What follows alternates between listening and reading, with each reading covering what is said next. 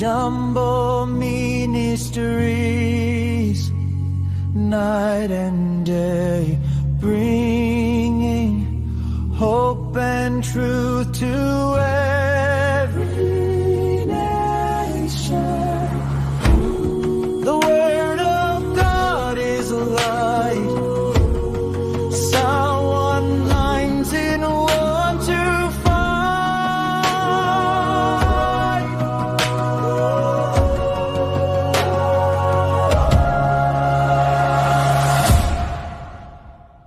Shalom shalom nshuti bakundwa mukunda kukurikirana ibiganiro ducisha ku muco w'ijambo Ministries. Turabaye mwiriwe kandi turabahe na mwaramutse bivanye n'umwe wese aho aherereye. Muri kumwe nanje Sezibera nkuko bisanzwe, kandi turi kumwe muri studio n'umukozi w'Imana cyangwa umukozi w'isezerano rishasha n'imbeshaho Shabah nkuko bisanzwe.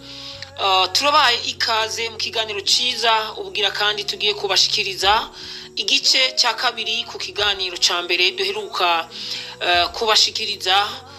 Topic yacu ikaba yitwa ibanga ry'ubutumwa. Rero turabaye ikaze ku gice cya kabiri tugiye kubashikiriza mu mwanya muto tufise imbere yacu, kandi dushimiye data twese wo mwijuru ko adushoboje kuronka uwundi mwanya wo kubandanya kwigisha canke kubandanya guhishura ibanga ry'ubutumwa. Nkuko twebabwiye mu kiganiro cya mbere ko tubashikiriza ibanga ry'ubutumwa canke icyo twiswe mu kiganiro cya mbere ibanga ry'ubutumwa bwiza. Rero tubazaniye ibanga ry'ubutumwa nkuko twebabwiye ko tuvuze ngo ibanga hamwe n'iri jambo bitwa ngo bwiza mu bisanzwe bisa n'ibisigura ikintu kimwe, kuko ubutumwa bukitwa bwiza naho tokwigura koresha rino jambo ngo ibanga ry'ubutumwa biba vyaheze ubu uri kuravuga ibanga ry'ubutumwa. Rero ibanga hamwe na bwiza novuga ko ari jambo rimwe. Niyo mpamvu muri kino kiganiro cya kabiri topic tuzokoresha ibanga ry'ubutumwa gusa. Kajya kantu bwiza tukaba turakihojeje tukazokoresha ibanga ry'ubutumwa gusa, kugira ngo ntiducanganye ivyumviro vyanyu mwebwe mukunda gukurikirana ibiganiro vyacu vy'ubutumwa bwiza ducisha ku muco w'ijambo Ministries. Rero turabaha ikaze kugira kandi ugira ngo uyu mwanya mwiza udasanzwe tugiye kubamwo wo kumva izibanga ry'ubutumwa utubira umwanya udasanzwe. Ndamwiriwe abari hirya no hino, inshuti n'abagenzi, nibagiye inshuti canke nibagiye abakozi basanzwe bakorera ku muco w'ijambo Ministries. Nkuko twebabwiye mu biganiro twage turabashikiriza yuko umuco w'ijambo Ministries ari gicapo kinini, hariho abajejwe ibi n'abajejwe biriya, ariyo mpamvu witwa umuco w'ijambo Ministries. Rero niyo mpamvu turamukije abari muri Nigeria, abari muri Amerika, abari muri Kenya, mu Rwanda, Tanzania n'ahandi hatandukanye, Afrika y'Epfo n'ahandi hatandukanye. Mwese muri rusangi tubahaye mwiriwe kandi tubahaye ikaze mu kiganiro cyacu. Reka nakire umukozi w'Imana n'imbeshaho Shabah abaramutse, hama tuce tubandanya nibiza gukurikira. Ikaze. Shalom shalom, ndagumbire mu izina ry'umwami wacu Yesu Kristo. Abakunzi bacano umuco w'ijambo Ministries mwese aho muherereye, ndavuze nti shalom shalom. Yes, Imana iguhe umugisha n'imbeshaho Shabah. Ndizera neza yuko uguwe neza. Uguwe neza cyane mu mwanya. Ikaze cyane muri kino kiganiro ciza. Nizere yuko wumva neza ikirere cyawe ko kimeze neza cyane muri kino kiganiro cy'igice cya kabiri tugiye gushikiriza nkuko bisanzwe. Yes. Wiriwe neza. Meze neza cyane. Nguwe neza mu mwami. Ndashima ko Yesu. Ngwa mbebe ameze bien. Ameze neza gose. Imana ishimwe cyane. Amen. Yes, turabaramukije bari Bujumbura, turabaramukije cyane bari mu Kirundo, turabaramukije mwese kandi turabakunda cyane. Turazi ko mudukunda namwe, kandi turazi ko mudusengera, kandi turazi ko ibiganiro vyacu mutirengagiza kubikurikirana. Icyo tubasaba nuko mwodufasha gushikana ubutumwa canke ibanga ry'ubutumwa kuri benshi bashoboka. Ikiganiro kikigushikira link ukiyibona byoba byiza uyirungitse no ku bandi benshi bashoboka kugira ngo barushirize kumva ubutumwa bwiza cyangwa kumva ibanga ry'ubutumwa bwiza. Nkuko nene babwiye mu kiganiro cya mbere, benshi bavuga ngo bafite ibanga ry'ubutumwa bwiza, ariko ibanga ry'ubutumwa bwiza riramenyekana ahari muhemu yera. Abafite muhemu yera barabitahura, barabyumva, bakamenya ngo iri ni ibanga koko ry'ubutumwa bwiza, ritavuye mu buryo bw'ivyumviro by'abantu canke uburyo bw'ubwenge bw'abantu canke bivanye n'ivyo bumvanya abantu. Nkuko tugira ngo duhave dusoma ivyanditswe vyera biza kutwereka canke kuduhishurira vyinshi vy'amabanga dukwiriye kwitaho canke gufatana nk'abizera Kristo, kandi nk'abarimo baratera baja imbere mu kwizera Kristo Yesu. Reka rero dutangure dusome muri Matayo igice cya 16 ku murongo guhera ku murongo wa 13 kugeza ku murongo wa 20. Nari narabasezeraniye mu kiganiro cya mbere yuko twasomye imirongo mike, ariko tuzokongera ko iyindi mirongo kugira ngo tubandanye guhishura ibanga ry'ubutumwa, kuko ibanga ry'ubutumwa kino kiganiro gishobora gufata umwanya munini cyangwa ikamara iminsi itari mike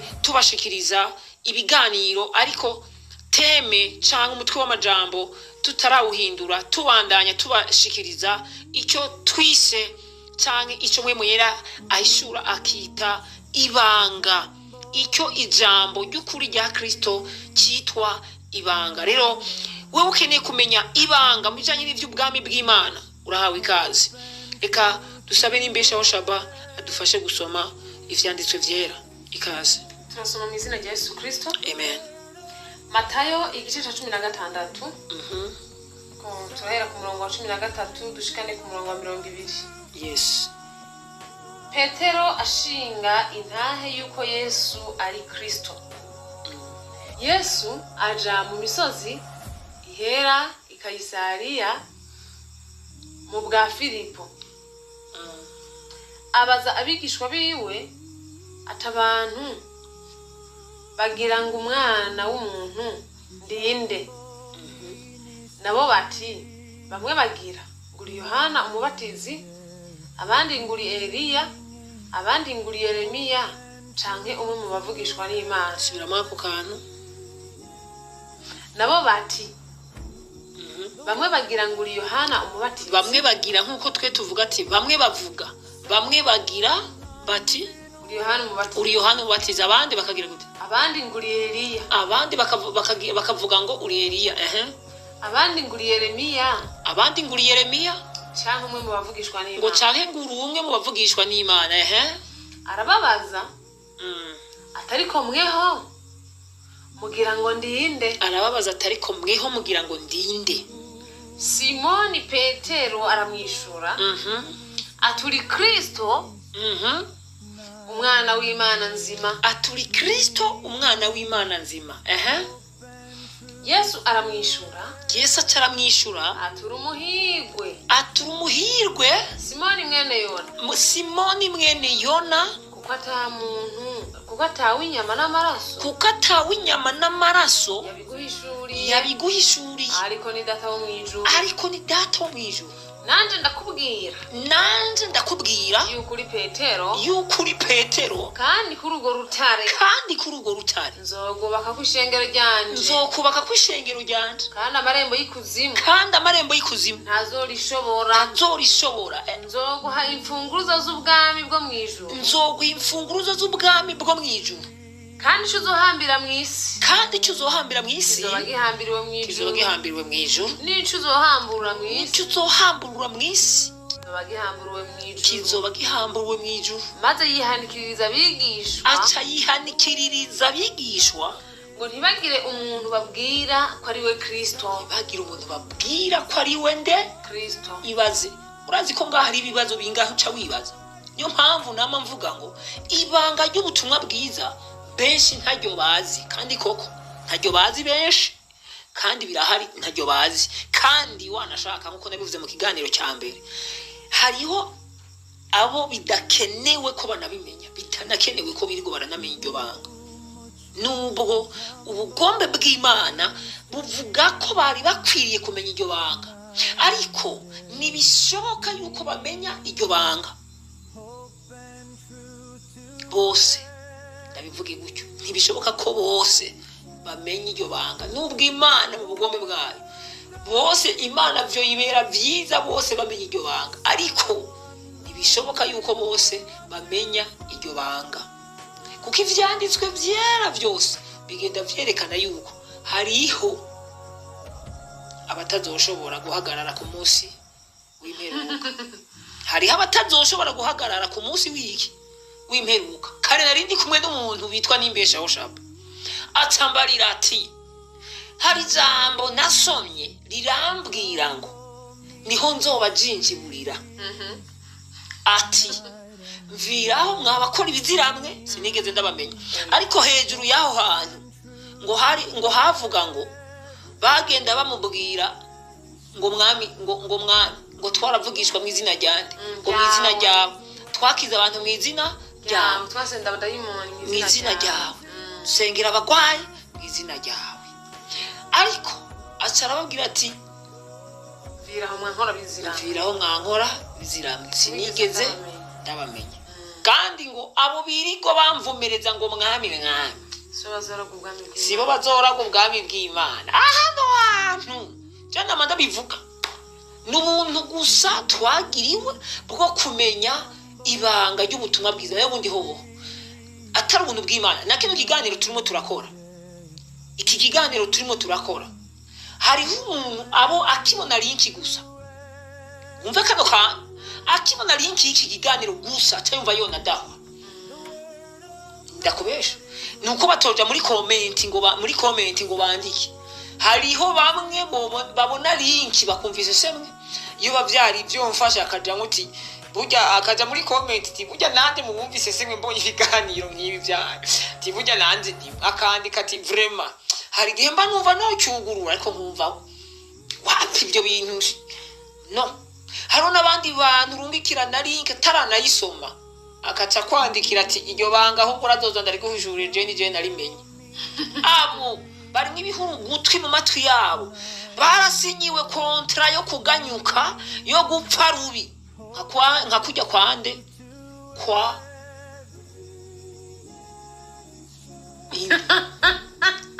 kutinya gumbo Yuda. Urumva atinya wewe none Yuda ujya ndakubona Yuda ubundi iri bagitwa ibanga ry'ubutumwa bwiza. Yuda n'umukozi w'Imana, iri bagitwa ibanga ry'ubutumwa. Nage Yuda yashikije ubugombe bw'Imana, Yuda yashikije ubugombe bw'Imana, ariko Bibiliya ivuga yuko yari umwana wo kugira gute, wo kuranduka. Bijya byari mu gicapo, Imana ni uruduka. Byari abantu bama bambwira urumva Imana yarambwiye ninakora ibi izonyica. Imana nikiri muri ivyo bintu ngo nutakora ibi nzokwica. Ivyo birabaho. Ubu wombwira yuko mu isezerano rya kera yavuga uko Imana yo mu isezerano rya kera yavuga uko nyene no mu isezerano rishashika kuvuga ngo udakoze ibi nzokwica. Nayo yari mu isezerano rya kera atari muri rishasha. Imana yararabira avuga ati mfitanye mission n'uyu mugabo kandi ndije ndamwitoranije uyu mugabo, narabitse ibintu muri we uyu mugabo avyemere, nta bwenge andusha, nta bushobozi andusha, nta maboko andusha, nta tekinike andusha, ntari bunkwepe ntari bugire gute ntahaja. Okay, icyo se cyambere uwo bitwa Mose, Imana imuhagurutsa yambwiye ati wa mugabo haguruka ndagutumye ngo sinzi kuvuga. Uriko ranegera neza aha ndiko ndashaka kuzana igitapo kibanga ry'ubutumwa bwiza ngo sinzi kuvuga. Ntuzi kuvuga for what? Imana ikiramubaza ati ururimi ufise niwe wagwihaye? Ati wapi? Amazuru ufise niwe wayihaye ka, amatwi niwe wihaye. None sije ntumuhema ati sije ntuma amatwi yawe n'ibidiko ndakubwira uvyumva ati none rurimi rwawe na kunagigimiza. Shima Imana kunagigimiza kuko hariho ndashobora gufyonda kantu niyo gigimiza ryawe rikaca rinahera burundu ntubukigimiza. Nakarorero ndiko ndaguha uretse ko mu vyanditswe Imana yamubwiye amajambo ameze uko. Urumva? Jewe nimba rije ntanga kuvuga n'ibiragi bitigeze bimenya kuvuga nkabiha kuvuga wombwira ngo ntuzi kuvuga gute ari je naguhamagaye aje naragutumye ndagutumye genda none burya tureke ibintu by'iblagi, tureke n'inkuru z'abakozi b'Imana ba kino gihe n'abakera batari bafise amatwi yo kumva ihishurirwa canke kumva ibanga ry'Imana, bakaza bashaka kugwana n'Imana. Imana ntiyigeze ifata umuntu itahamagaye ngo gende ukora ibi. Imana ntiyigeze Imana nta nuko yo nabikora ngo umuntu itigeze hamagara, umuntu itatoranije, umuntu itatunze inkoni, umuntu itahaye umuhamagara, umuntu itahaye icyo akora. Ko no mwisezerano rya kera ba Mose barayibaza ati kuntumye n'ibimenyetso byerekana kuntumye. Yatsivuga ati ibimenyetso gusa, cukwa bimenyetso. Sibyo? Hari n'ahantu Imana yatumye Mose, Mose asaba ibimenyetso Imana iramubwira ati uze gufata ya nkoni yawe haba irambike hasi ze guhinduka iki inzoka, uzobubemeje. Agezeyo asanga barafise ijambo, ariko nta hishurirwa ry'ijambo bari bafise canke nta jambo rihishuwe bari bafise, kandi ntibari bafise ibanga ry'ubutumwa. Mugabo ubutumwa bari babufise ubutumwa. Yagiye mu bakonakonya asanga bafise ubutumwa, ariko nta banga ry'ubutumwa bari bafise. Yarambitse inkoni yiwe hasi, agize wararaba hirya nabo bazirambika, baranasetse ati urimo uradukangisha kurambika inkoni hasi, natwe turadushoboye ivyo vyatwe vyotunanira. Nabo baca barambika inkoni zabo hasi zica zihinduka inzoka. Mose aca yumva arihevye, none ya Mana koko ibintu yantumye nabo bapagani barabishoboye. Aha nta banga wumvamo. Wewe wiyitwa usigura ivy'Imana, abo ugiye gusigura iby'Imana, usanze bugiye gusigurira iby'Imana nabo babizi, ahubwo bahakwa no kukurusha gusigura iby'Imana, kandi Imana yabiswe ko ari abapagani. Canke nawe ubizi neza yuko abantu bisengera igigwamana, canke n'abapfumu, canke n'abakonakonye. Ahubwo wasanga erega nibyo bihe turimo turabamo, kubera abantu atajambo atabanga ry'ubutumwa bagifise. Ubirirwa kuraguza kwa pastori, birirwa kuraguza no mu bupfumu hose baragenda bakiraguriza ukuri kwawe. Kandi umupfumu arakumeditisha akakubarira ati wewe ukiva muhira n'impuzu watanguye gutora ntiwayambaye, wacu yisubiza hasi ucurahindura. Uwo ni umupfumu. Tisuko vyagenze, cumubwira ati yes niko vyagenze, kandi ari umupfumu. Umupfumu ivyo abakozi bitwa ngo nabimana bikige vyananiranye, bananiwe, umupfumu akaca bikora akabishobora. Vyumvikane ko ibanga ry'ubutumwa nta nikivunguka kinahara aho hantu. Yarega haro n'abakozi biyita kara abakozi b'Imana ariko bakora nk'abapfumu. Yes. Usivye yuko bo bavuga Imana n'abapfumu bibereye aho, nk'abajya abapfumu bagenda nyene abantu bagenda nyene kubijya byo kuraguza. Yego. Uretse ko bo bavuga Imana, ugasanga tekinike bakoresha ni zimwe y'abapfumu. Kandi nta jambo basoma, banarisomye ntajyo basigura, nta nibanga ry'ubutumwa bafise. Kandi ivyo byose impamvu biba nta banga ry'ubutumwa bafise. Paulo yarinda gutereza amasengesho, twarabisomye mu vyanditswe vya mbere duheruka gusoma mu kiganiro cya mbere. Yarinda kuvuga ati munsengere igihe cyose mbumbuye akanwa ndonke ishurirwa lelevameli vakia, ndonke ubundi bwenge, ndonke yindi connection y'Imana apana muri ibi vy'inyama n'amaraso. Yes. Niyo mpamvu tubanje gusoma muri Matayo. Yesu yabagize abigishwa nk'agafindo ati aho hanze mwumva banyitwa gute? Urazi kuntu bamwishura ngo bamwe bavuga uko twumvise bavuga ibi, abandi bumvise bavuga tumvise bavuga twumvise twarumvise. Apana ngo barahishuriwe, nta jambo rihishuwe, nta hishurirwa, nta banga ririmwo, ahubwo nivyo bumvise. Bamwe bavuga, abandi bavuga. Ngabo Yesu yumva ivyo bamwishuye byose, ni ivy'inyama n'amaraso, ni ivyo abandi bavuga. Umunsi urabona nk'umupastori akagenda gusengera i Bujumbura mu gikorani, akaca ahurira n'umukozi w'Imana yiviriye muri Tanzania, akaca amaze kubona umukozi wo muri Tanzania, uwo umupastori arongoye ishengero mu Burundi na Karundi ko ndaguha, ahuye n'umupastori avuye muri Tanzania, umutanzania ati yasanga wa mupastori afite tekinike yo kuvuga ati ndakunize daimoni, ndakunize ndagukereye urapfuye. Wa mupastori wo mu Burundi nawe ati kajya kantu uwo kajya kantu karakora ndakunize ndaguhunkumuye kajya kantu karakora nakarore akavuga ati kandi kajya kantu burya nogacakira ngaza ndagakoresha kabisana wumviriza abantu batagira iki ntahishurirwa nta banga ry'ubutumwa bafise burya rero agarutse avuye mu itawu navuye Bujumbura mu gikorani isengesho ryambe aza mu mavuta mashasha asengeye umuntu agwaba dayimoni mwizosi ndagukereye demoni ndagukereye ndakunize ndagukunkumuye hasi ndakunize ndagukereye urapfuye urumva idayimoni akazozikerera kuva mu gitondo kugeza ku mugoroba mwami yesu akerera ubwo nivyo yumva nyende wo muri Tanzania akaca bizana itawu ni Bujumbura kandi abibonanye umuntu wo muri Tanzania cyane akabona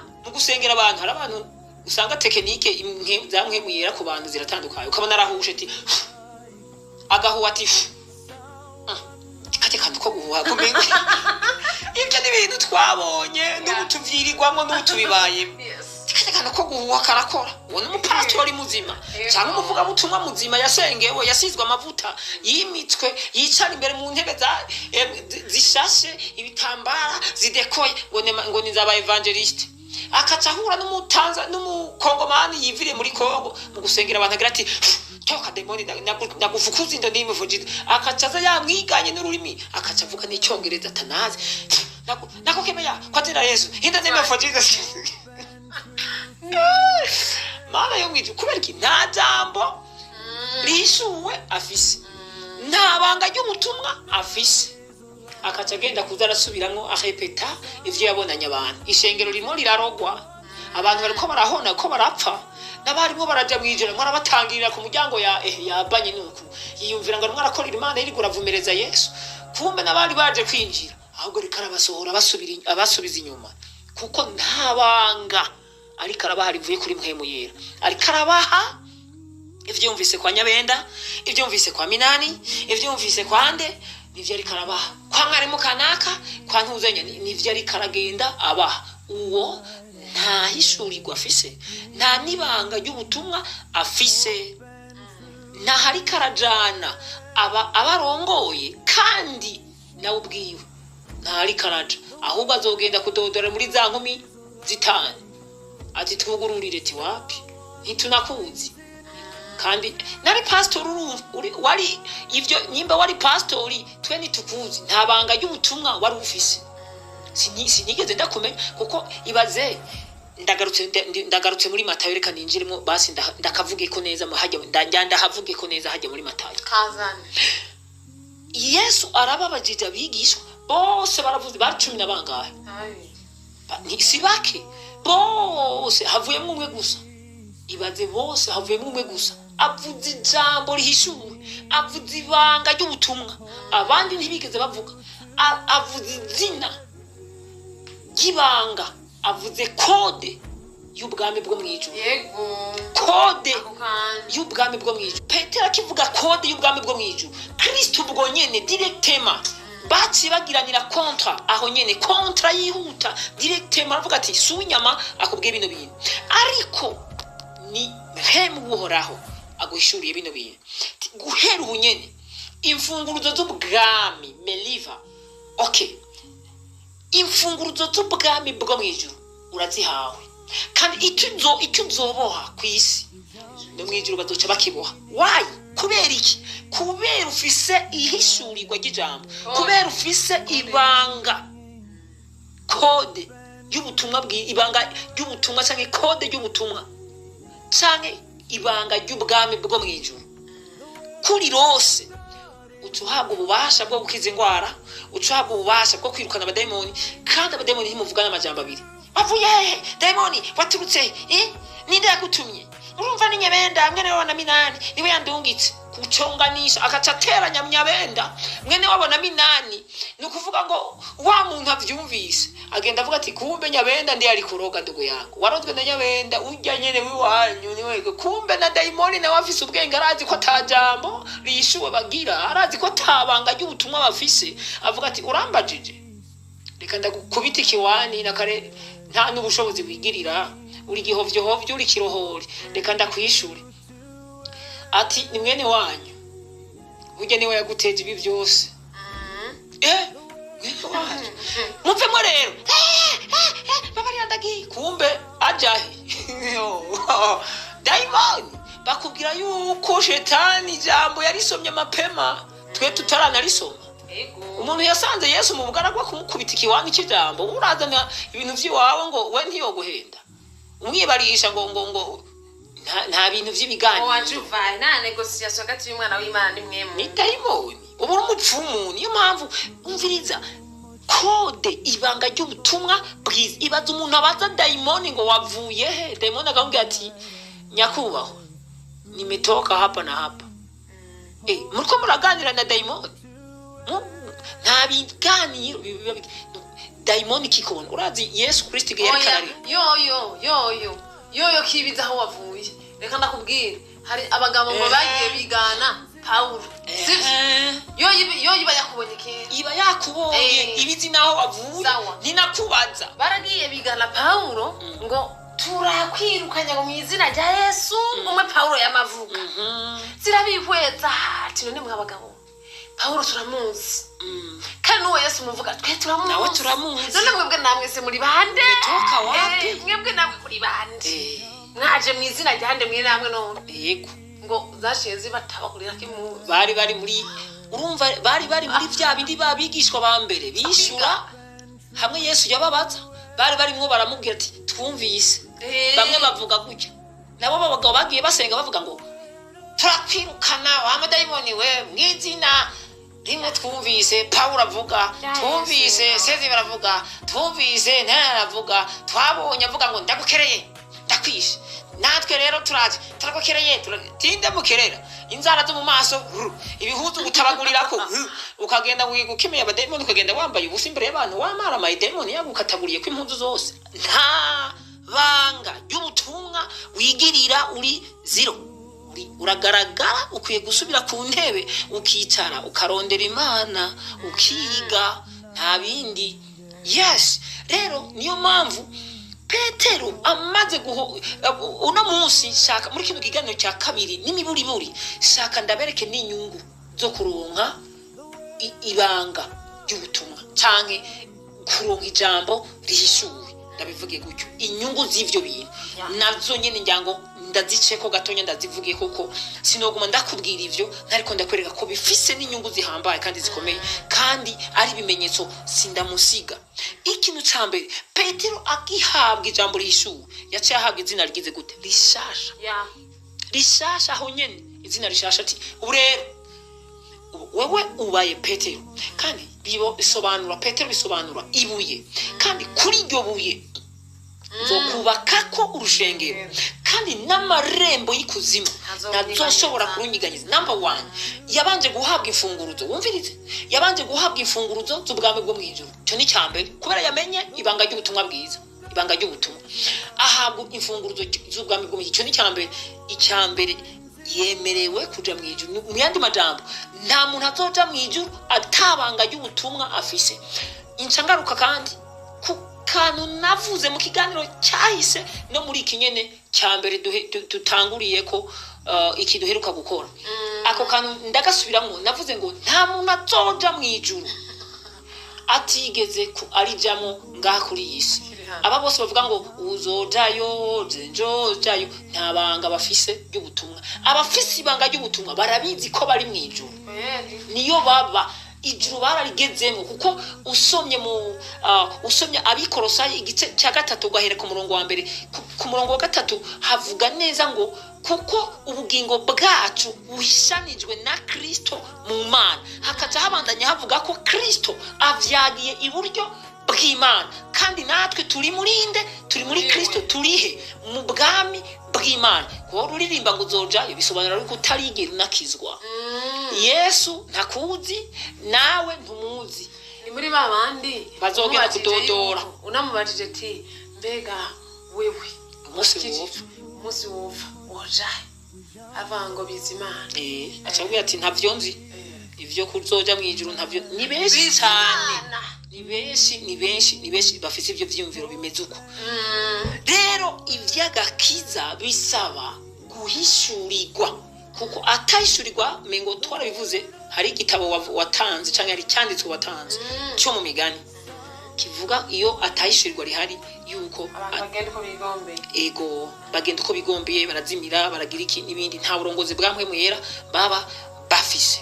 Rero kugira ijambo rihishuwe, icambere uhabwa imfunguruzo z'ubwami bw'Imana, icya kabiri uhabwa ikintu bitwa umuhamagaro canke uhabwa gutoranywa canke uhabwa izina rishasha. Iyo tuvuze izina rishasha tuba tuvuze umuhamagaro. Benshi bavuga ngo izina rishasha Imana nyiswe Minani, Imana nyiswe Eliya, Imana nyiswe Abrahamu, Imana yakwiswe Abrahamu vyonyene, nawe nta jambo rihishuwe ufise. Nimba yakwiswe Abrahamu gusa ntibihagije kukwitwa Abrahamu gusa, ahubwo yaguhaye igitapo nyabaki, yakubwiye yuko mu byo igutumye uzobikora gute, uzobigenza gute, uzohera he, uzobigenza gute. Igihe Imana yahigitapo Mose cyo kuyubakira ihema mariva, Imana yabwiye Mose ngo uzofate ibiti vy'imisederi, urumva adresse, uzofate inzugi z'ibiti canke uku yagiramo urutonde gukuntu ibintu azobikora. Urumva abantu bahamagawe n'Imana bagahabwa izina rishasha. Number 2, Noah igihe Imana yamutoranya kubaza ubwato, yamuhaye igitapo cy'ukuntu burya bwata bubaza. Imana iramubwira ati uburebure bw'ubu bwato nuko, amakika nuko, amadirisha nuko, ivyumba nuko. Uko niko bahamagawe n'Imana baba bameze, abafise igicapo, abafise ibanga rishuwe, abafise ibanga ry'ubutumwa bwiza cyangwa abafise ijambo rishuwe, nuko baba bameze. Abo rero ndakwereke systeme canke reka ndagahishure neza, nukuvuga abo ntibashobora kwigana ngo ndagukereye. Oya ntashobora kwigana, yigane ndagukereye kandi afise icyo Imana yamubwiye ko akora. Nk'ubu Imana yarambwiye iti Sezibera ushinga uzokubaka uzorukubite amadirisha 12, imiryango 6, inkingi zo muri ugo rushengero zizoba zimeze uko, imbere h'ugo rushengero hazoba hameze uko na karorero. Sawa, none nk'ubu Imana yarabimbariye ndiko ndakora ivyo nyene, ince ngenda kwa Nyabenda sange ngo ndukubera aho abantu bakaca batebwara ati demoni ndagukemeye, ince ngenda ince mviyo mvuye ince ngenda kunanje kugira ati nawe demoni ndagukemeye, niganye Minani, niganye kanaka, aho nta jambo rihishuwe mfise, nta nibanga ry'ubutumwa mfise, nta nuko nahamagawe n'Imana kandi nigana abantu, nigana ivyo numvanya abantu, nta muhamagaro mfise. Nkwiriye kuja ahubwo inyuma y'abahamagawe, ariko nkareka kuguma niyitwa ko nahamagawe, nkapfuma ngenda nkaja mu bahamagawe, nanje nkakunda Imana mu kimenyetso cyo gukurikira abahamagawe, pana gukunda Imana mu kimenyetso cyo guhamagara bankurikira kandi ntahamagawe atamvise ndabajana. Akana kanu gakomeye cyane. Niyo mpamvu Petero yaciye ahabwa ati wewe uzoyobora ubu bwoko bwose, kandi kuri wewe urushengero rwa mbere ni wewe kubakwako. Kandi Yesu yabivuze uko, kandi vyagenze uko nyene. Turabona mu vyakozwe n'intumwa igice cya 2 ukuntu Petero igihe bamara kuzura mpwemu yera, Petero yavuze ubutumwa abantu ibihumbi bingahe bagaca bakizwa. N'ishengero ryace ritangura uwo munsi nyene Petero avuga ubutumwa, kuko baronse abantu benshi babazako, baca batangura kwiyumvira ati none abantu ko ari benshi turabashirahe. Yesu yaguma bagendana abatemberana, mugabo baravuze ati twobatemberana turi benshi. Yesu yari umwe twe turi benshi, ahubwo ko twarose benshi kaduhigemo abagabo babashinga nahe bijunje n'ijambo, bafite ubwenge, batunze imiryango yabo, batuje kandi bakunze Yesu. Kuko wari wambajije muri cya kibazo nka kwishura ati gukunda Imana nicyo kintu cya mbere, aricyo niswe kwakira umwami Yesu. Ko bakunze Imana bakakira Kristo, turabe mwabagabo babizigirwa bijunje n'ijambo, tubagira abadiakoni. Aba bantu kwera ntibazotuva inyumba bamaze kwizera ubutumwa bwacu. Tuzomenya uko bajya, tuzomenya uko banywa, tuzomenya uko bambara, tuzomenya nuko bajyana. N'ikintu mwaza mbere zakora. Niyo mpamvu nta kigira 10 cyabaho. Unyumvirize neza, dufise ibintu byinshi byo guhishura ku muco w'ijambo Ministries. Nta kigira 10 cyabaho, nta kinani by'amashikanwa basangira hamwe ibyo bafise. Bibiliya mu vyakozwe n'intumwa ivuga ko basangirira hamwe, bamwe baragurisha amatongo yabo, nta byibigira 10 ngo ibiki. Wewe waragurisha itongo, icyo wemeye gutanga nicyo watanganye. mugabo hari uwo bitwa Anania na Safire na Bari Safire bahenze bavuze ngo twe tugiye kugurisha itongo tuza gutanga igice cy'ayo mafaranga tukuye mu itongo turavyemeye baca baragenda mu nyuma daimoni irabatera baca baravugana ati tuba tudekonye aya mafaranga yo bari menshi tutware igice cya yayandi twe twabemereye tubahende ko ayo twarose yarayo nyene baca babigira uko icyo bazize ntibazize ngo nuko batatanze kigira cyo kubesha ntibanazize ngo ntibatanze amashikano aka kanushaka ukundi ntibazize ngo ntibakigira cyo batanze ntibazize ngo nta mashikano batanze bazize ko bahenze intumwa kandi zose zari zihuje umutima umwe n'inama imwe niko bibiri ivuga wihenze ukazana kandi k'uburofa ubwo nyene imwe yera yasanye umwiza hagati muri wacu ufatirwaho nyene icyo gihe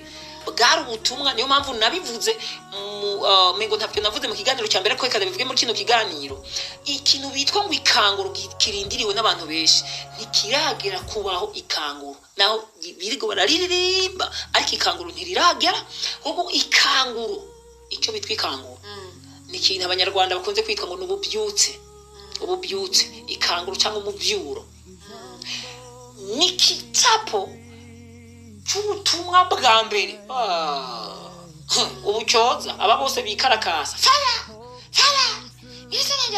bosubira hasi igihe cy'ikanguro ntihazohagarara uwo ari we wese kuko igihe tubonera rya jambo ngo abazi imana yabo bazokomera bamaze gukomera bakora ivy'ubutwari kizoba ari igihe kidasanzwe kizoba ari igihe cy'ubwiyahuzi kugira uvuga ubutumwa uzoba umeze nk'umwiyahuzi nka kujya kwa Petero babakubita bakabata mu mabohero abandi bakabaca amazosi abandi bakabatera amabuye icyo gihe kizoba gisuko kizoba ari igihe kitoroshe uzokora mu icyo gihe niwe azoba arimo arakora ikintu bitwa ikanguro Imana iguha umugisha turi kurumviriza ikiganiro nkwipfurije kuzoba mu ikanguro no kurikoreramo uhonje ku munyenga wa Paulo uhonje ku munyenga wa Petero ba Stefano wumve kuntu Yesu agira neza ndabikwipfurije mu izina rya Yesu canke ufise ubwoba urigira hakiri kare tuzohurira yo bagenzi nkuko bamuririmbye yaririmba nta kundi Imana ishimwe cyane Petero amaze guhabwa ijambo rihishuwe yaciye ahabwa isezerano kandi iryo sezerano rimaze gushika yarakozwe nka kurya nyene vyagenze niyo mpamvu no munsi aba pastor mu pastor tangura ishengero ugahiga niyo yanagiye ukanahabo pastor wagiye ryashengero ryagiye nta nakavunguka k'ijambo rishuwe yarafise nta nibanga ry'ubutumwa yarafise ryashengero ryaragiye rirayerera nawe yanduruka arayerera kubera iki si Imana yamuhagurukije abazi Imana yabo barakomera bararamba mu mihamagaro yabo bararamba mu butumwa bararamba mu masezerano nibaca babita ngo bibagiranwe nk'uko umengo ntivyigeze biba naho biba bitoroshe kubera aziko yahamagawe n'Imana avuga ngo Imana iri kumwe nanje avuga ati nubwo bisuku Imana iri kumwe nanje uwo muntu ntigera acika intege hari ijambo nashoye rivuga namwe ngo umugororotsi wanje ngo naho yo tembagara ngo ntazorambarara ntazoherayo ari iryo jambo rivuga gutyo urumva riri mu Baroma mu gice cya 14 ngurinde ukiri urubanza umushumba wanje kuko shebuja ari we yamuhagaritse kandi nawe yotembagara ashobora kandi bwira gute uhaguruka urumva kode y'Imana ariko n'umugororotsi wande wora n'umusavyi wora arazinanye nohora ucubona igicapo wahamagawe n'Imana urabona kuri Yobu Shetani yagiye aramwagiriza aramureka aravuga ati Yobu is my friend Yobu arankunda Yobu aranyubaha kandi Yobu je ndamuzi Imana niko yabwiye Shetani namujuwa ndamuzi shaka umugerageze genda ushaka umugerageze n'uwanje je ndamuzi ariko gasopo kuri ibi nibi hasigaye uzumva abantu bacira imanza abantu bega wewe kubera ngo ngisenga nimero singisenga je sisenga kubera ndabishaka no, hari abantu basenga kubera babishaka, hari abantu basenga kubera bavyanditse mu bitabo vyabo, hari abantu basenga kubera babicafye, babiplanifye. Ejo nzosenga, jewe sinshobora gusenga like nkuko. Kandi atari je senga. Sije nsenga, ni muhema asenga muri jewe. Niko Bibiliya ivuga. Bibiliya ivuga ko Kristo ubwiwe wenyene aranadusengera. Urumva? Natwe ubwacu ntitwokwisengera. Habwo dusengerwa n'amahema w'Imana. Urashobora gupanga gusenga ukagenda ugatuka Imana. Mara mu izina rya Yesu nasabye byakubiswe n'inkuba. Byakubiswe n'inkuba. Hari abantu bagenda gagara ku gatuti ko atani ijambo rishuwe atani hishurirwa ry'ijambo. Akavuga mu byakozwe ntimukumva yivuge ngo mu byakubiswe n'inkuba. Kavuga ni ibyo bintu birandamukanye abikuye he ibyo bintu. Urahushagirika iyo atajambo rishuwe ufise urahushagirika ukavuga ibintu abantu bataza gutahura neza kuvuga ati ivyo navyo avuze nibiki. Urumva nawe ubwawe ukibaza ati none nshaka nirorerere gusenga. Hari abantu bwati agiye gusenga afashe Bibiliya ngo asenge canke atangwe akibumbura Bibiliya nama numva intaye z'abantu benshi abumbe Bibiliya ngo asome kubera yavuye mu bwonko bwiwe yabipanze. Uno bose ndasoma ijambo ndaza gusoma ijambo agiye ngo agiye kurisome itiro nta muhemu yera rimwo nta jambo rihishuwe rimwo kuko usoma ijambo ntibisobanura ko ari ivyumviro twe twimvira ngo tujya ngo dusome ijambo kuko ikidukonekta gusoma ijambo ni nacyo kidihishurira ibanga riri mu byo dusomye kuko ibi dusoma Paulo yavyiswe inyuguti turaza kubibona mu hano mu Bikorinto ba mbere tujya ngo dusome igice cya 2. Paulo yavyiswe indome ibintu Paulo yitwa indome we mushobora kubisoma mu buryo bw'ubwenge bwawe uraza kubitahura urasinzira ni ngombwa usinzire kuko ibyo uri kurasoma nta na gatonya nibiri connecte nawe ucu usinzirira muri Bibiliya gatangura kuyiciramwo inkonda wikanga urazirana. Erega hariho abandi bashobora kubwira nk'uyu munsi bagati burya ejo twashaka abari uzigisha agasharara muri Bibiliya ashara muri Bibiliya asanzagura cyangwa akavuga ngo rindira nigisha iki ngo rindira nze kubaza Imana uravyo cyangwa rindira nze kubaza Imana eje wewe bakikunomati ejo nimuzokora bisigura ko Imana yamaze gutorera kari wewe nyene musi wejo hama ngo rindira nze kubaza Imana umuntu agashara ijoro asanzagura ariko arabaza Imana kumbe n'ubwoba ni kubera nta jambo rishuwe nta banga ry'ubutumwa mugabe yaba yarazi yuko burya Imana yamutoranije kuzovugishwa nayo reka mvuge kuvugishwa nayo sivyo kuko iyo uri kuvuga ijambo rishuwe si wowe uri kuravuga Imana ibiri kivugira muri wewe iyo yari yatahuye yuko ujya muntu Imana ari ikeneye ari we ikeneye kuzovugisha ku munsi w'ejo buya ari kwishima Imana ati Imana ndagushimira ko umunsi w'ejo atari jewe ari wowe uzovuga kubera iki yo Imana nibizi ivy'imitima y'abantu ikeneye ako kanya nyine Imana itishungurura igitabo na Bibiliya. Hari umugabo nkunda cyane bitwa Stanley. Uwo mugabo ndamukunda Stanley kabisa. Basi uwo mugabo barashaka kumutumira mu gikorani akaza nta Bibiliya nta telefone nta kintu kimwe azanye ewana yiyambariye gastire gusa akacaza bamwakira ngo aje kwigisha aca yigira imbere agatangura guseka abarongorwa na muhimu atangura kunezerwa muri Kristo aseka akiririmbira nk'indirimbo nziza akaje ati dusome ivyanditswe vyera ata Bibiliya dusome ivyanditswe vyera kandi nta muntu ansomera ati nimba haruza kunsomera soma hana uhushije ugati murahushagirika murasoma ibintu soma hana arafise ibanga ry'ubutumwa urumva nta na Bibiliya akeneye kwirigwana nasoma ni bimwe navuga rero mu igihe nakubwira systeme y'abayisilamu kuntu biga amashuri biga Bibiliya y'ikirundi yacu biga Korowani n'ibiki imyaka ikagenda igahera barimo bariga ivyo bintu ariko bagahura n'umukizwa amaze umwaka umwe akijijwe bo babaza imyaka nka 10 biga ivyo bintu bakahura n'umukizwa w'umwaka amaze umwaka akazobabwira amabanga nakandi kabanga yarakaguma shungurura bakavuga ati nibi bintu kavuga kabikura hiye Kristo Yesu kweri yarasi jambo rishuwe mu myaka 12 yigishije abatama barica baravuga ati n'uyu mwana ngana ibintu avuga bikura hiye akura hivi nyina nase baje kumura twagira Bibiliya ikwereka ko yaramaze iminsi 3 banamuhiga barabuzi yari kumbe umwana yasigaye mu rusengero yicaranye n'abanyabwenge bivyanditswe niko tubitwa abanyabwenge bivyanditswe barimo baramutangarira ibintu avuga abikura he ibyo ubwo suburore ubwo n'uburoro bukomeye cyane yarafise ijambo ibanga yararifise Kristo yararifise yari yarahamagawe yari yarasizweho n'Imana dusomere kugira ngo ikiganiro tugicagagure tuzobandanya bishobotse gukora ikiganiro cya gatatu data ni yatugurura umuryango tubandanye dusome abikorina abikorina igice cya abikorina wa mbere igice cya kabiri ariko guhera ku murongo wa mbere igice cya mbere cy'abikorina igice cya mbere igice cya kabiri guhera ku murongo wa mbere kuza ku murongo wa 20 nimba niyenze wa 13 ya come on yes igice cya mbere cy'abikorina igice cya kabiri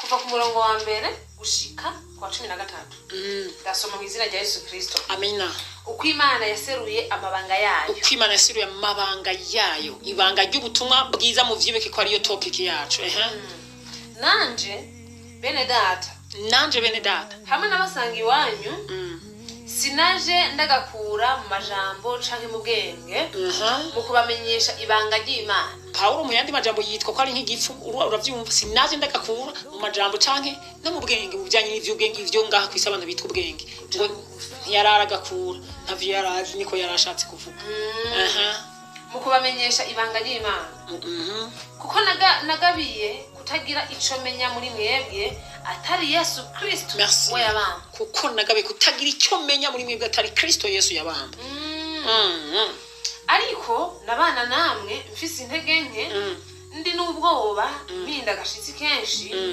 imvugo yanje no kwigisha kwanje ntivyarimo amajambo y'ubwenge yo kwemeza abantu ariko vyaserukamo mpemu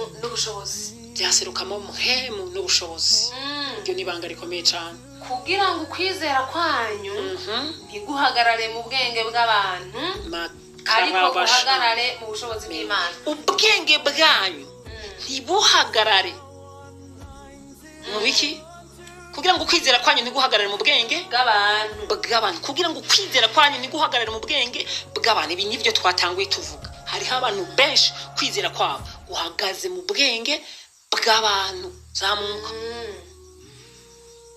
yamara tuvugana ubwenge hagati mu batunganije bose ariko ubwo bwenge subw'iki gihe canke ubw'abaganza b'iki gihe bagenda bayoboka ubwenge atari ubwa kino gihe agaki yamara tuvugana ubwenge hagati y'abatunganijwe bose urumva kano kantu abahawe za mfunguruzo z'ubwami tuvugana ubwenge hagati ya bamwe bahishurirwa ijambo nka kujya kwa Petero yahawe imfunguruzo z'ubwami tuvugana ubwenge hagati y'abajya nyene bahawe ibanga ry'ubwami bwo mu ijuru bahawe kubitaho ariko n'ubwo bwenge tuvugana na dukoresha rero ngo bumeze gute ariko ubwo bwenge subw'iki gihe subwenge bwa kino gihe canke ubw'abaganza b'iki gihe canke ubw'abaganza ba kino gihe bagenda bayoka bapfa batazogaruka ariko tuvugishwa n'ubwenge bw'Imana bwari bwaragizwe ibanga ibanga nababwiye ati nibanga ry'ubutumwa turiko turabigisha ngaha ubwenge bwari bwaragizwe ibanga twe duhishura iryo banga rero ubwo bwenge nibwo duzana ku mugaragaro nibwo dushaka ko abantu bamenya ko umuco w'ijambo ministries bwari bwaranyegejwe ubwo bwenge my god ubwo Imana yagabiye kera ibihe byose bitarabaho mariva ko buzobicubahiro mekarabashaye ni mekatabaya urumva aka kantu ariko merci beaucoup ko buzoba icubahiro cacu ubwo bwenge Imana yagabiye kuva kera ko meliva ari totaya mekarabashaya totally. Imana yagabiye kera kubwo bwenge ari respect for me Sezibera, respect for you nimbesho Shabah. Imana yagabiye kera ko buno bwenge ariko buzotwicarikana n'abakomeye. Imana yagabiye kuva kera ko bwenge ariko buzoturihira inzu. Imana yagabiye kuva kera ko bwenge ariko buzorihira Minerva mwana wanje Meleleva. Imana yagabiye kuva kera ko ubu bwenge Mariva ariko buzokugirira Maria katabaya ariko buzongirira ubukwe ariko buzonyambika inyambara azonyambika Meliva data azonyambika Chono murana data zonyambika. My Jesus. Hallelujah, hallelujah. Iki nico rero bitwa ibanga ry'ubutumwa bwiza. Ibaze akandi Imana yagize ibanga kugira ngo kaze gahinduka icubahiro c'abizera. Icubahiro c'abizera. Mikarabashaya. Tubeshejweho no kwizera. Ni icubahiro dufise uyu munsi ntitugifise ngo nuko twize amashuri. Kweri cangaruka kuri wa muntu yakubwira yuko ngo kugira ngo ube pastor utegerezwa kuba ufise diplome. Diplome bavuzemo akandi kantu umuntu yanyibukije kandi ati mbega avuze yuko wewe woba pastor utaba pastor udafise diplome sivyo utamaze amashuri. Ati mbega Yesu yiza ngahe? Yesu yiza ati muri commentaire zivuga kuri Yesu mu nyigisho zigishwa kuri Yesu bavuga ko Yesu yiza ngahe? Cyafise yaciye diplome zingahe? Doctora zingahe? Reka da ishwida bwenge bw'isi ishwi numva mane mwijuru iki kiganiro kiraryoshe pe. Mane ishimwe cyane. Ndakomeza naho ushaka kagiza no ngaho ariko urashobora kubandanya kugira ngo turangize ikiganiro tukirangiriza mu kwisomera ijambo. Urazi gusoma ijambo kuntu biryoshe nguma nakirishirwa rikomeye cyane. Tuzobasomera n'ibindi vyanditswe n'isezerano rya kera tubereke ikintu bitwa ibanga ry'ubutumwa zamuntu. Ariko imirongo w'inzu uraryoshe ariko tuvugishwa n'ubwenge bw'Imana. Yego bwari bwaragizwe ibanga bwari bwaranyegejwe ubwo Imana yagabiye kera yabiteguye kera. Meliva ubwo bwenge Imana yaragabiye kera. Ndagutere story ndakubwira kandi mu kiganiro ca gatatu tuzohera hanyene urana ngaha ndabisezeraniye abakurikirana ibiganiro vyacu ku muco w'ijambo Ministries. Ikiganiro ca gatatu tuzohera kuri uyu murongo. Ndakubwire uyu murongo Imana itishungurura ibitabo vyinshi ubu nyene bifatanye n'uno murongo. Nce numva ko hakenewe ikindi kiganiro ca gatatu. Ninumva kuri icyo cya gatatu numva ko icya kane nacyo tuzokizana kubanda igihe cyose kugeze igihe muhemu yera azovuga ati stop no mugeze ni sawa gose ariko ndajyanda gwe ngo tuzohera ngaha. Nzokwerekana cyangwa tuzokwerekana buno bwenge Imana yari yapanze kuva kera ubwaribwo. Duciye mu bitabo Imana yamaze gupanga ubunyene mu mutwe no mu mutima wanje. Imana yahejeje gushungurura imirongo tuzoca dukorerako ngaha kuko ngaha ku muco w'ijambo Ministries turiko ni inyigisho twarabivuze ni kiganiro. Impamvu ibiganiro vyacu tubishira mu biganiro nk'uku ni kugira ngo abantu banyurwe, abantu bumve, abantu bashobore no kubaza batahure nicyo tuba dukeneye. Yes urashobora kubandanya aho wagira ngo usome hama duce turangiza. Ariko tuvugishwa n'ubwenge bw'Imana bwari bwaragizwe ibanga bwari bwaranyegejwe ubwo Imana yagabiye kera ibihe byose bitarabaho kuzoba icubahiro cacu ubwo tuzobuhishura. Yego kandi mu baganza biki nta wabumenye kandi mu baganza bakino gihe nta wabumenye ubwenge bw'Imana nta wabumenye baganza biki gihe nta iyo baba barabumenye baba barabambye umwami w'icuru. Come on iyo barabumenye ntibari kumubamba vya vrai wapi. Ariko nk'uko handitswe ivy'ijisho ritigeze kubona ivy'ugutwi kutigeze kumva merci ibitigeze kwinjira mu mutima w'umuntu. Yego vyose Imana yavyiteguriye abayikunda. Urakumva hano ivy'ijisho ritigeze kubona ni hahandi rero Yesu yabaza ababigishwa biguma bigaruka bagati ivyo twumvise ibyo twabonye ibyo urumva ibyo ijisho ritigeze n'ibyo amatwi atigeze byo nibyo bivugwa niryo banga rero ibyo amatwi atigeze yumva ibyo bwenge butigeze bushikako ivy'amazi atigeze ashikako iki rero niryo banga nicyo twitwa ibanga y'ubutumwa iki nicyo gikenewe hakenewe ibanga rero ntihakenewe ubutumwa hakenewe ahubwo ubu bwenge hakenewe rino banga niryo rikenewe mu bantu bitwa ko ari ab'Imana ivy'ijisho ritigeze kubona nk'emu yera arabibona none si ibyo Petero yaciye aronka ivyo nyine ijisho ritigeze kubona akacahabwa izina rishasha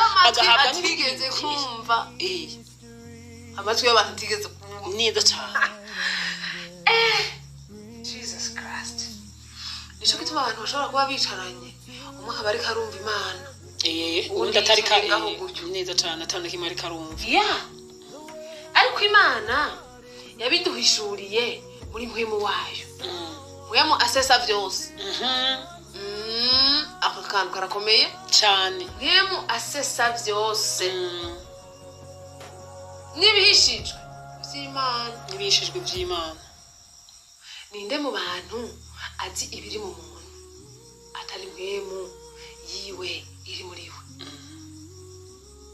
niko n'ivy'Imana biri ntawe ubizi atari mpwemu w'Imana ariko tweho ntitwahawe mpwemu y'iyi si ariko twahawe mpwemu ava ku Mana kugira ngo tumenye ivy'Imana yatugabiye navyo nyene turabivuga ariko ntitubivuga mu majambo yigishwa n'ubwenge bw'abantu ariko tubivuga mu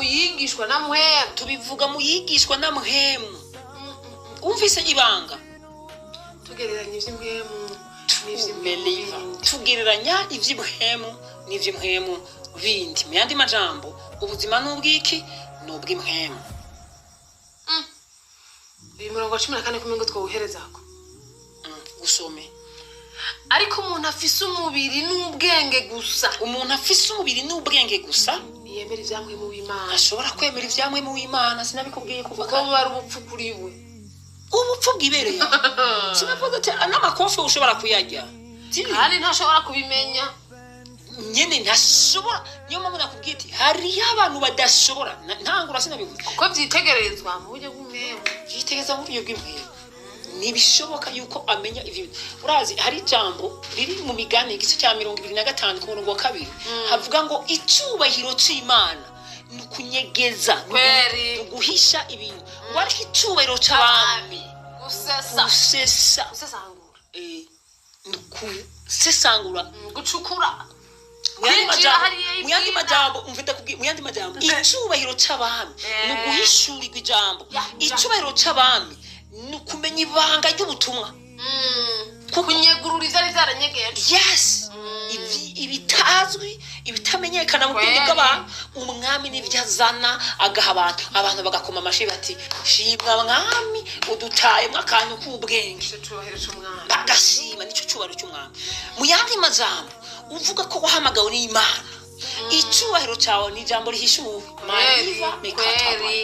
icubahiro cyawe ni ibanga ry'ubutumwa atabihari ibyo bintu nta cubahiro ufise ntuzobeshwaho n'ubutumwa nibaguha ivyica uzobikubita bikwice nyene ngaho Yesu yavuze ko abafise ijambo rihishuwe naho bazobaho uburozi bazoguma babaye bazokwigira bapfa amen Imana ishimwe amen aka kamwe uriko urakumva neza uriko urumva kano ka yes reka tubashimire cyane abarimwo barakurikirana ikiganiro cyacu vyo vyiza turangirije ikiganiro ngaha kuko twatsiye aha turacana hariya tugenda tubibutsa ariko ico no bibutsa nuko tuzobabwira ikintu cyitwa ubwenge canke ibanga ryari ryaranyegejwe ibihe byose bitarabaho aha niho tugaruki ariko niho tuzotangurira ibanga ryari ryaranyegejwe ibihe byose bitarabaho nicyo tuzobahishurira mu kiganiro cya gatatu iryo banga tuzorivuga neza turihishure hanyuma abizera babandanye bizera banezerererwa ubuzima bwo kwizera bava mu bwiza baja mu bundi bwiza bagereranya ivy'imhemu n'ivy'imhemu bindi mwarahezagiwe cyane reka nimbeshaho Shabah agira icyo ashikiriza hama tugare ikiganiro cyacu ndi n'umunezero mwinshi cyane. Umunezero mwinshi cyane kuri uno mwanya. Igihe cyose tuko turigisha natwe turafashwa burya cyane cyane. Natwebwe nyene ntituvugize twigeneye. Niyo muhoraho ari kuri twebwe niko twabivuze. Mu kiganiro giheze. Natwe nyene tuba tuko turigishwa nyene natwe. Cyane. Uko tuba tuko turahishura ijambo niko nk'iyemu ya natwe abari karaduhishurira nyene. Cyane. Nanje ndafashijwe kwere. Amen. Ndafashijwe. Yes, reka ndabinginge bamwe badusengera babandi bipfuza guterera ivuga butumwa mu buryo ubucange buriya na cyane cyane bamwe badusengera nibo nari nshatse kuvuga ko mudusengere kugira ngo igihe cyose tubumbuye iminwa yacu ngo tuvuge turonke ibanga ry'ubutumwa aba ryo tuvuga gusa tubashikirize ibanga ry'ubutumwa gusa mudusengere dusumba Paulo nawe yaraterereje amasengesho mudusengere kugira ngo turushirize gutanga ibanga ry'ubutumwa kandi duhagarare dushize amanga ntiducike intege ahubwo tubandanye guhishura ibanga ry'ubutumwa ko nicyo twahamagariwe nicyo twashiriweho nkuko nari narabivuze mu kiganiro cyambere ndababwira ati ikintu cyambere cerekana ko wamenye ibanga ry'ubutumwa nuko ubanza kumenya uguhamagagwa kwawe. Twebwe twaramaze kumenya uguhamagagwa kwacu turazi ko dutegerezwa guhishura ibanga ry'ubutumwa ariko dukeneye amasengesho yawe nshuti mukundwa uriko urumviriza ibiganiro vyacu.